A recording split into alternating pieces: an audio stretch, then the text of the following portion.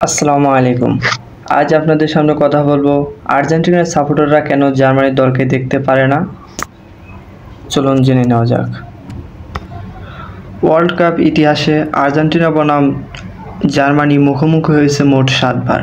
তার মধ্য থেকে জার্মানি জয়লাভ করেছে 4 বার এবং আর্জেন্টিনা জয়লাভ করেছে 1 বার, আর 2টি ম্যাচ ড্র হয়েছে। সর্বপ্রথম আর্জেন্টিনা বনাম জার্মান মুখোমুখি হয় 1958 সালে। সেখানে 1-3 ব্যবধানে জার্মানি জয়লাভ করে এবং তারপর 1986 সালের ওয়ার্ল্ড কাপ ফাইনালে আবার মুখোমুখি হয় আর্জেন্টিনা বনাম জার্মানি। সেখানে 2-2 ড্র থাকায় শেষ মুহূর্তে আর্জেন্টিনার স্টার ম্যারাডোনা শেষ মুহূর্তে হাত দিয়ে গোল করে 2-3 ব্যবধানে জয়লাভ করে ওয়ার্ল্ড কাপ জিতে নেয়। ঠিক তারপরে ওয়ার্ল্ড কাপ 1990 আবার দেখাদেখি হয় দুই জায়ান্ট আর্জেন্টিনা বনাম জার্মানি। সেখানে আর হাত দিয়ে গোল কোনো সুযোগ না পেয়ে 0-1 গোলে জয়লাভ করে জার্মানি।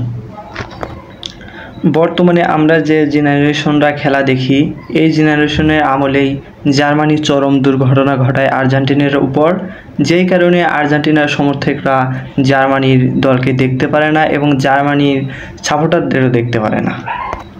আমাদের জেনারেশনের আমলেই জার্মানি বনাম আর্জেন্টিনা মুখোমুখি হয় টানা 3 বার, 2006, 10 এবং 14 সালে।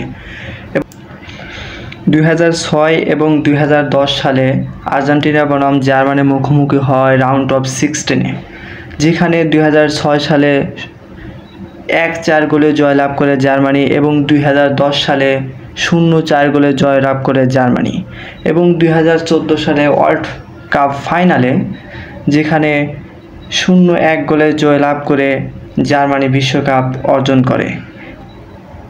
বিশেষ করে এই 3টি ম্যাচ আর্জেন্টিনার সমর্থকদের হৃদয়ে এমনভাবে গেঁথে গেছে, যে কারণে জার্মানির দলের নাম শুনলেই তাদের হিংসা হয়।